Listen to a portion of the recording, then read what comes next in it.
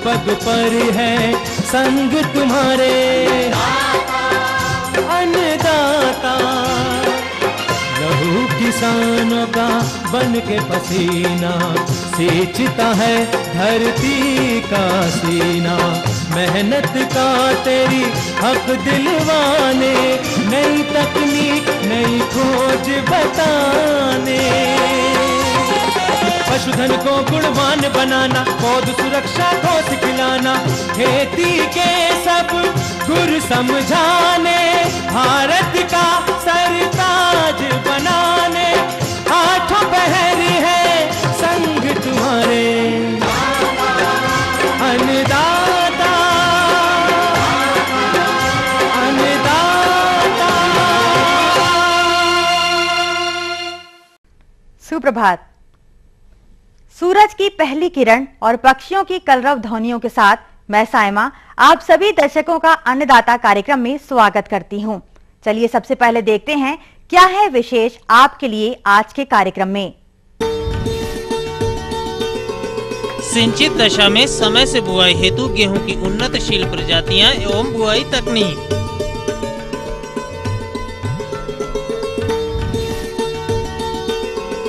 तोरिया एवं सरसों की फसलों में लगने वाले कीट एवं उनका नियंत्रण।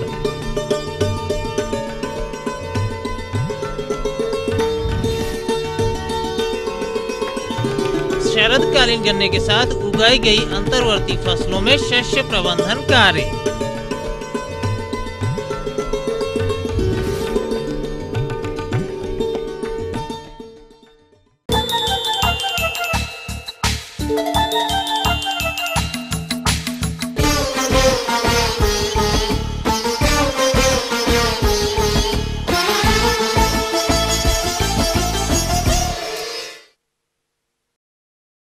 खाद्यान्न फसलों के अंतर्गत यदि रबी मौसम में बोई जाने वाली फसलों की बात की जाए तो सर्वप्रथम गेहूं का ही नाम आएगा और इसकी पूर्वी उत्तर प्रदेश में मुख्य रूप से धान गेहूं, गन्ना गेहूं, मक्का गेहूं तथा अन्य खरीफ फसलों की कटाई के उपरांत गेहूं की बुवाई करते हैं।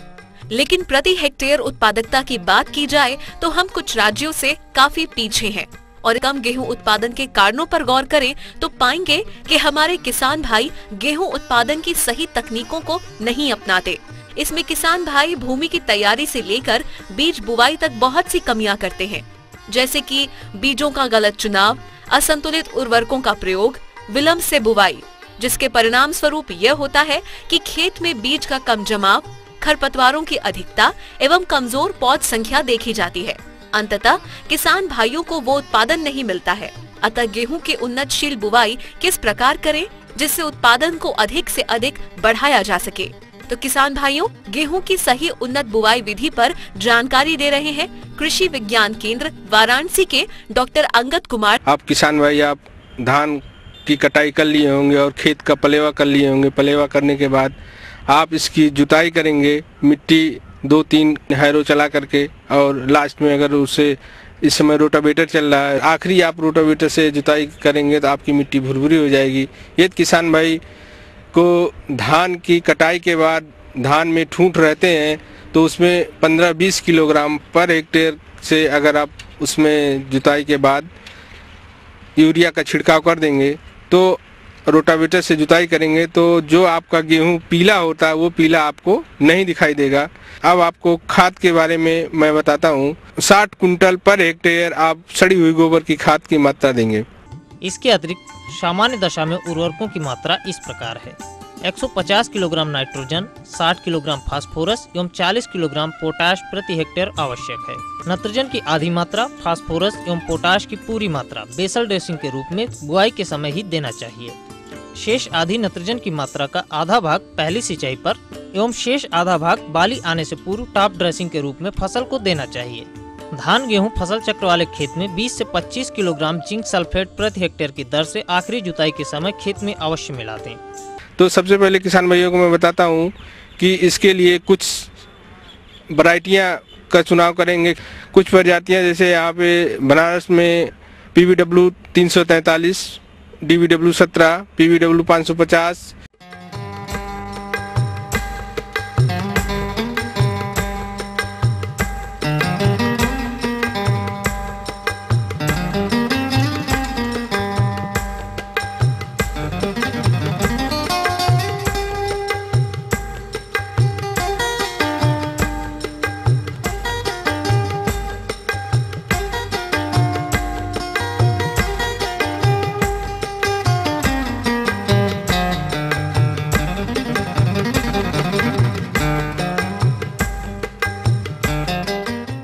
ये सब वैरायटियाँ हैं, बहुत अच्छी वैरायटी हैं।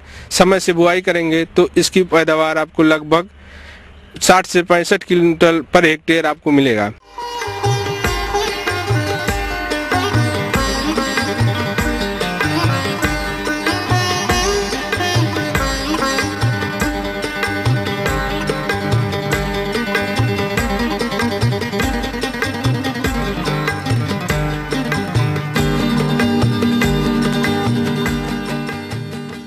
सामान्य बीज दर आप 100 किलोग्राम पर हेक्टेयर से बोएंगे।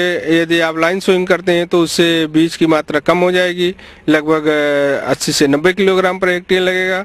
और सामान्य अगर छिटकुआ बुआई करेंगे तो 100 किलोग्राम बीज पर हेक्टेयर लगेगा। बीज को आप शोधन करके बुआई करें। 2 ग्राम थीरम या 4 ग्राम ट्राइकोडर्मा से आप बीज को शोधित करके इसकी बुआई करें। आप लाइन सोइंग बुआई करें। छिटकुआ बीज से बुआई करने से आपको नुकसान होगा। लाइन सोइंग से बुआई करने के बाद जो आप उर्वरक की मात्रा देंगे वो आपके सीड लाइन में ही पड़ेगा, वहाँ वो पौधा आसानी से उसको लेगा, आपका उत्पादन बढ़ जाएगा। गेहूं की पंक्ति से पंक्ति की दूरी 20 से 22 सेंटीमीटर रखेंगे। अगर देर से बुआई करते हैं तो 15 से 18 सेंटीमीटर बुआई करेंगे। 15 नवंबर से अगर आप गेहूं की बुआई करेंगे तो अच्छा उत्पादन आपको मिलेगा। यदि आप दिसंबर में बुआई करेंगे तो 3 से 4 कुंटल प्रति सप्ताह प्रति हेक्टेयर आपकी उत्पादन कम हो जाएगी। यदि आप जनवरी में बुआई करते हैं तो 4 से 5 कुंटल प्रति सप्ताह आपकी बुआई उत्पादन कम हो जाएगी। तो किसान भाइयों से मेरा अनुरोध है कि वो समय से बुआई करें। किसान भाइयों, रासायनिक विधि से खरपतवार नियंत्रण हेतु बुआई के 48 घंटे के अंदर पेंडिमेथिलिन दवा 3.3 लीटर मात्रा प्रति हेक्टेयर की दर से 800 लीटर पानी में घोल बनाकर छिड़काव करना चाहिए। इससे आपकी फसल 30 से 40 दिनों की अवस्था तक खरपतवार मुक्त रहेगी।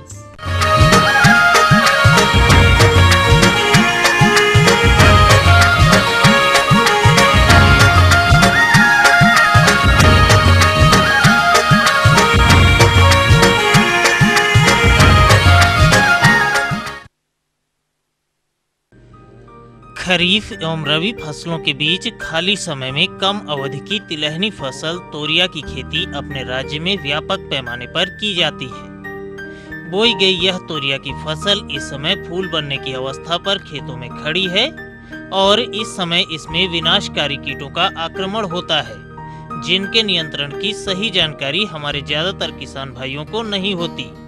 सुनिए इन किसान की व्यथा। मेरे यहाँ मैंने 10 बीघे में सरसों की है, उसमें काफ़ी बीमारी लगती हैं, वो हानि भी हो जाती है। उसके बचाव के लिए मुझे कुछ जानकारी लेना चाहता हूँ। किसान भाइयों, तोरिया की इस अवस्था की फसल में सबसे विनाशकारी कीट माहू है, जिसके नियंत्रण हेतु आपको क्या उपाय करने हैं यह बता रहे हैं कृषि विज्ञान केंद्र उझानी बदायूं के डॉक्टर संजय कुमार। किसान भाई, जैसा कि आप लोगों ने बताया है कि सरसों फसल लगी हुई है, लाई लगी हुई है, उसमें अभी जो मुख्य रूप से जो समस्याएं आती हैं, एक तो इसमें जो प्रमुख कीट लगता है माहू लगता है। माहू से क्या है कि जो इसके छोटे छोटे शिशु और प्रौढ़ होते हैं, हरे रंग के पीले रंग के, ये पत्तियों से रस चूसते हैं और तने से रस चूसते हैं। और जब ये फसल जब फूल अवस्था में होती है तो नए जो कलिकाएँ निकलती हैं उनसे रस चूस लेते हैं, जिसके कारण पत्तियाँ पीली पड़ जाती हैं, पौधे पीले पड़ के सूखना प्रारंभ हो जाते हैं। और जो ज़्यादा अधिक प्रकोप होने के कारण इसमें फलियां नहीं बन पाती हैं, पूरा फूल झड़ जाता है। तो ये काफ़ी नुकसान पहुंचाने वाला कीट है और कई बार हमारी संपूर्ण फसल भी कई बार नष्ट हो जाती है। और एक ये जो ये कीट है अपने मल के साथ एक मीठा पदार्थ जिसे मधुरस बोलते हैं उसको भी स्रावित करता है, जिससे काले रंग की फफूंदी जो कजली फफूंदी है वो उगाती है और जिससे प्रकाश संश्लेषण की जो क्रिया है वो बाधित होती है। फलस्वरूप उत्पादन में काफ़ी भारी कमी आती है। तो इसके लिए हमें चाहिए इसका खेत का निरीक्षण करते रहना चाहिए और जो ग्रसित पौधे हैं प्रारंभ अवस्था में ही इनको निकाल के या उनको दबा के नष्ट कर देना चाहिए। इसके अतिरिक्त हम कीटनाशियों की बात करें तो कीटनाशियों में इसमें इमिडाक्लोपिड नाम का एक कीटनाशी है। इसकी 100 मिलीलीटर मात्रा प्रति 200 लीटर पानी में घोल बना के हमें प्रति एकड़ की दर से प्रयोग करना है। इसके अलावा एक रोगौर नाम से कीटनाशी आता है। ये जो रोगौर नाम का कीटनाशी इसकी 400 मिलीलीटर मात्रा प्रति 200 लीटर पानी में घोल बना के छिड़काव करना है। इसके अतिरिक्त इसके बहुत सारे मित्र कीट हैं जो परभक्षी कीट हैं, इसको खा के नष्ट कर देते हैं। इसमें क्राइसा परला कार्निया है और एक सफेद मक्खी है। ये मक्खी जो इसके सूढ़ियाँ होती हैं, मैगट होते हैं, इस माहू से के शरीर से रस चूस के उसको खा के नष्ट कर देते हैं। तो इस तरह से हम अपनी फसल को इन कीटों से बचाने के लिए इन विधियों को अपनाएंगे तो हम अपनी फसल को आसानी से बचा सकते हैं।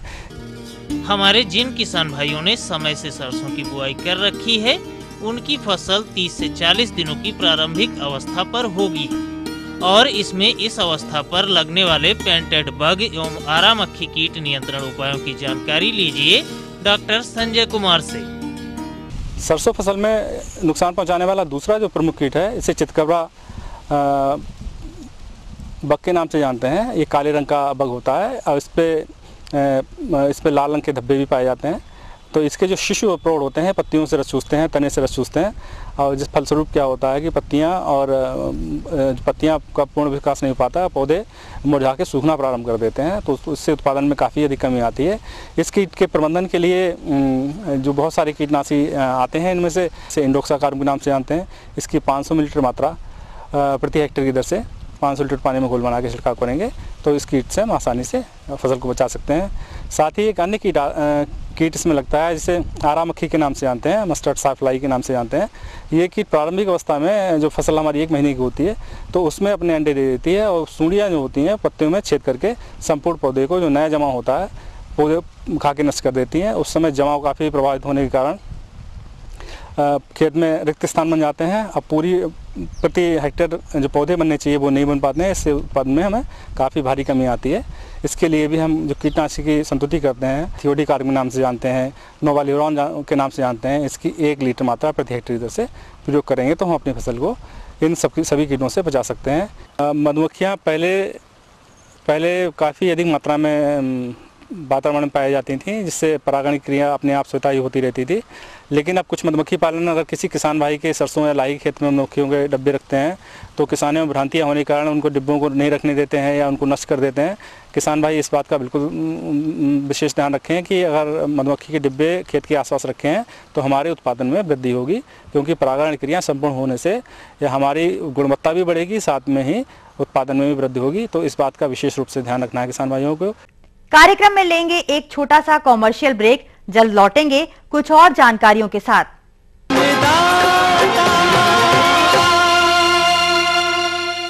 कोरोमंडल का ग्रोमोर 20-20-013 कॉम्प्लेक्स खाद, जिससे आपकी फसल को सिर्फ नाइट्रोजन और फास्फोरस ही नहीं बल्कि 13% सल्फर भी प्राप्त होता है, जिससे खेतों को प्राप्त होती है उपजाऊ मिट्टी और आपको मिलती है अच्छी उपज, सभी फसलों के लिए उपयोगी।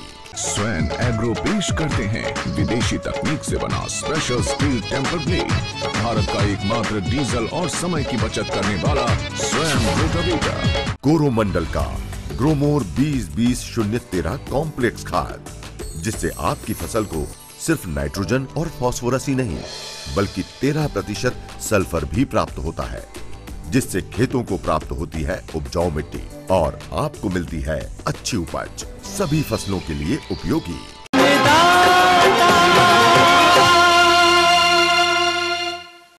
ब्रेक के बाद एक बार फिर से आप सभी दर्शकों का अन्नदाता कार्यक्रम में स्वागत है। बढ़ते हैं अगली प्रस्तुति की ओर।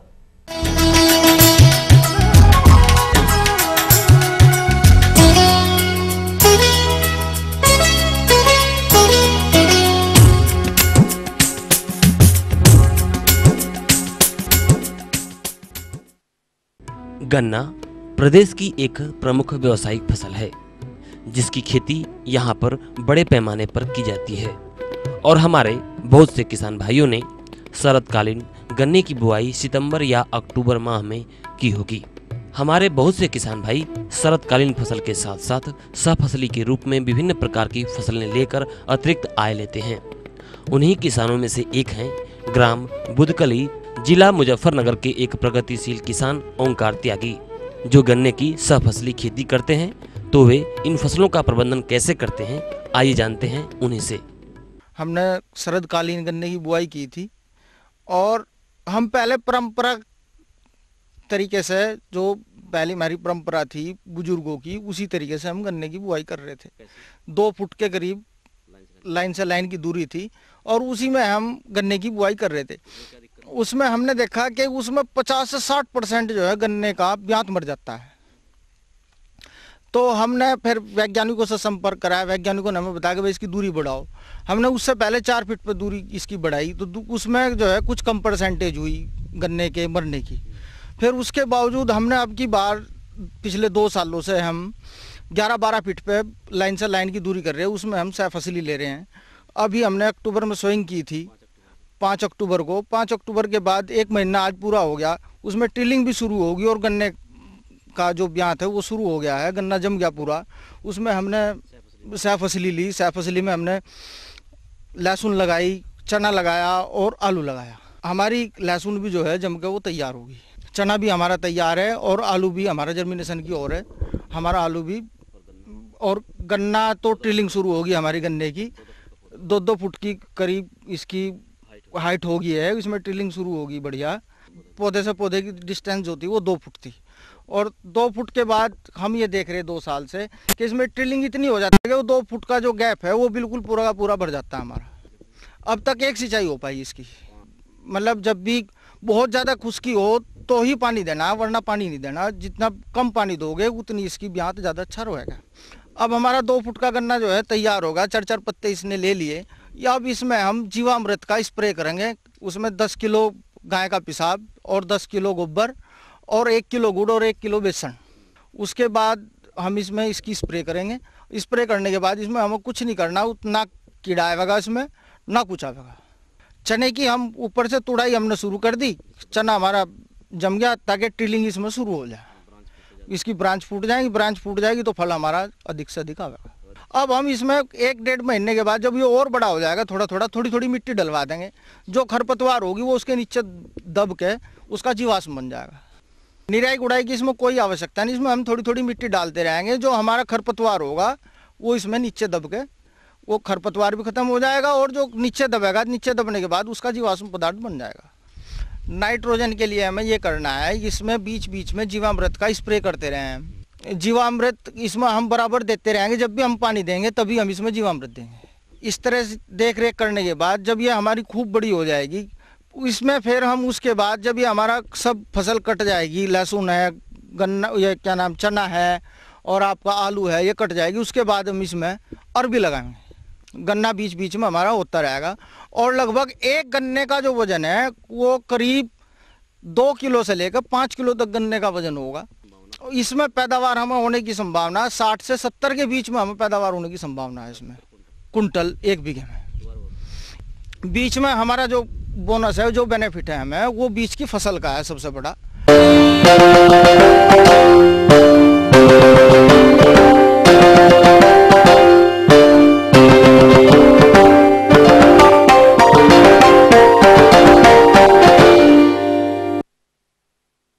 किसान भाइयों, किसी भी फसल से अधिकतम उपज प्राप्त करने के लिए आवश्यक है गुणवत्ता युक्त बीज का चयन, भूमि की तैयारी, खाद एवं उर्वरक प्रबंधन के साथ साथ फसल को रोग व्याधियों से मुक्त रखा जाए।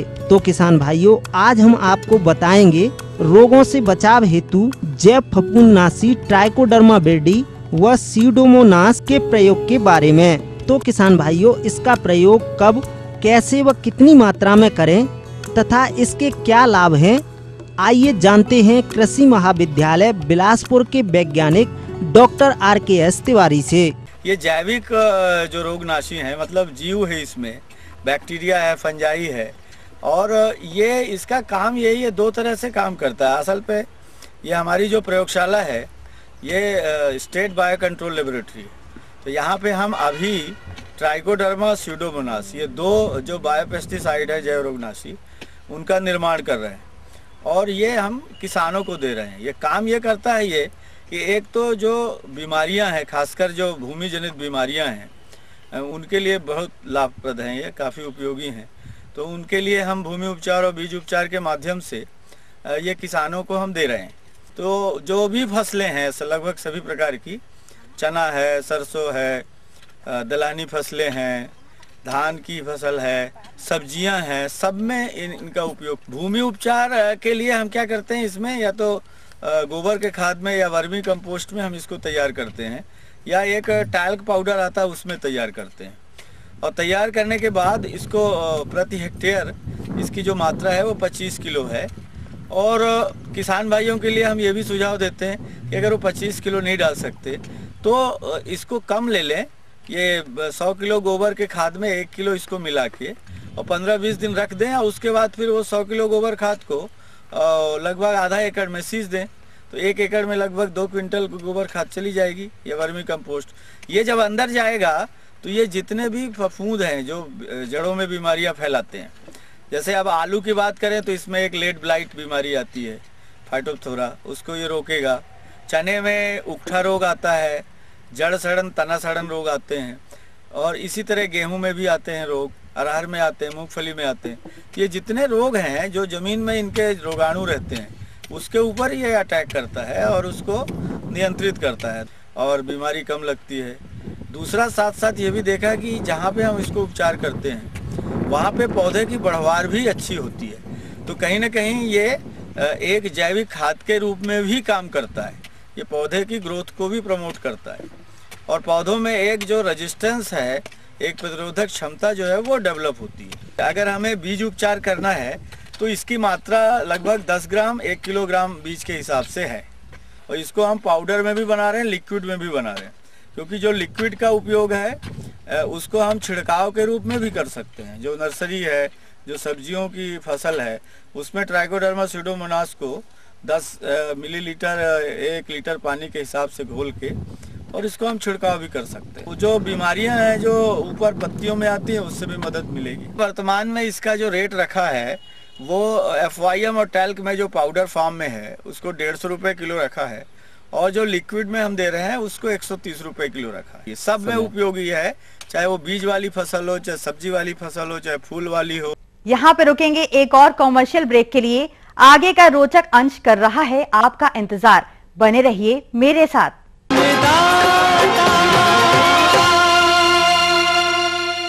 कोरोमंडल का ग्रोमोर 20-20-013 कॉम्प्लेक्स खाद, जिससे आपकी फसल को सिर्फ नाइट्रोजन और फास्फोरस ही नहीं बल्कि 13% सल्फर भी प्राप्त होता है, जिससे खेतों को प्राप्त होती है उपजाऊ मिट्टी और आपको मिलती है अच्छी उपज, सभी फसलों के लिए उपयोगी।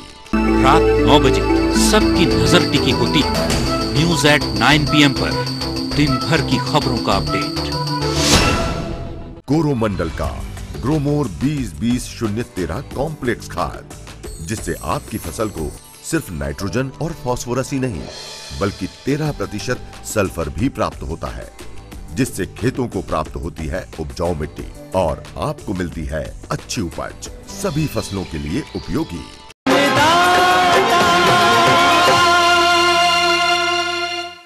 ब्रेक के बाद हम फिर से हाजिर हैं आपके साथ। चलिए अब रुक करते हैं अगली कड़ी की ओर।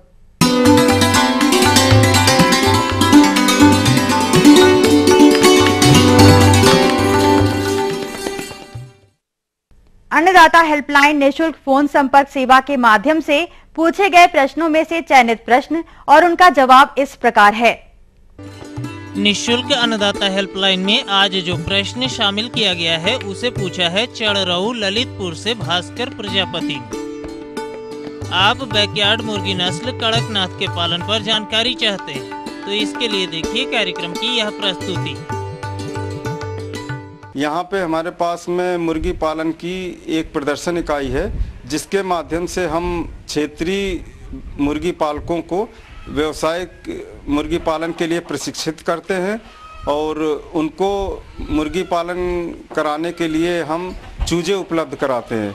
घर के पिछवाड़े लोग मुर्गी पालन करते हैं, उसके लिए जो क्रायलर नस्लें होती हैं उनका पालन किया जाता है। हमारे यहाँ प्रदर्शन इकाई में कड़कनाथ प्रजाति की नस्ल की मुर्गियों से प्रदर्शन इकाई स्थापित की गई है।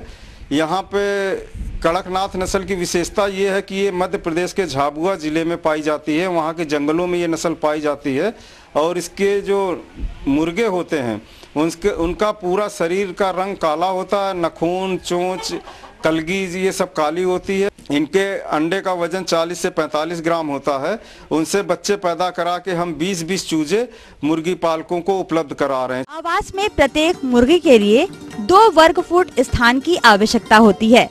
इस प्रकार 20 मुर्गियों के लिए कुल 40 वर्ग फुट स्थान पर्याप्त रहता है। इसके लिए 10 फुट लंबा तथा 4 फुट चौड़ा आवास बनाना चाहिए।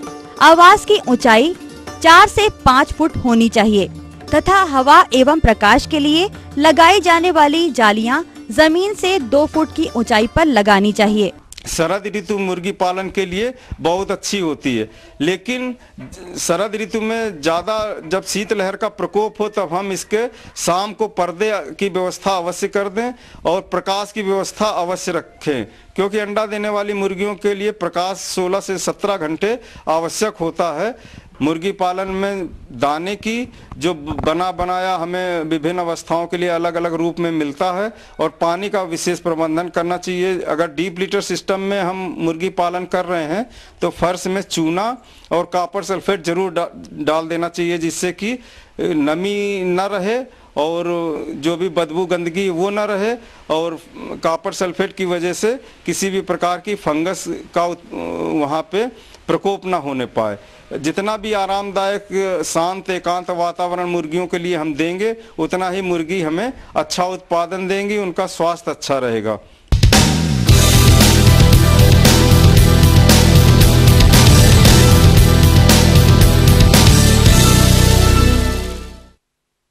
आइए एक नजर डालते हैं राज्य के विभिन्न मंडियों में कृषि उत्पादों के बाजार भाव पर।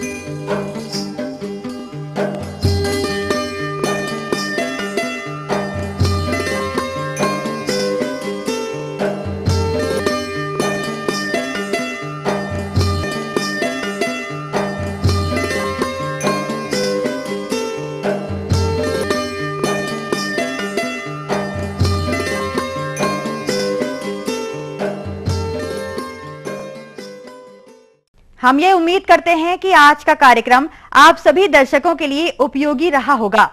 किसान भाइयों, अन्नदाता आपकी सेवा के लिए संकल्परत है। कृषि संबंधित समस्या एवं सुझावों के लिए आप हमें इस पते पर संपर्क कर सकते हैं। प्रोड्यूसर अन्नदाता ETV Uttar Pradesh Uttarakhand, Ramoji film city Hyderabad 501512। साथ ही आप हमें ईमेल भी कर सकते हैं। हमारा ईमेल है annadata.up@etv.co.in। इसके अतिरिक्त आप हमें निःशुल्क हेल्पलाइन नंबर 1800-425-4085 पर शाम 5 से 6 बजे के बीच संपर्क कर सकते हैं। आज के कार्यक्रम में फिलहाल इतना ही। कल फिर से इसी समय आपसे मुलाकात होगी कृषि संबंधित कुछ और जानकारियों के साथ। तब तक के लिए पूरी अन्नदाता टीम को आज्ञा दीजिए। नमस्कार।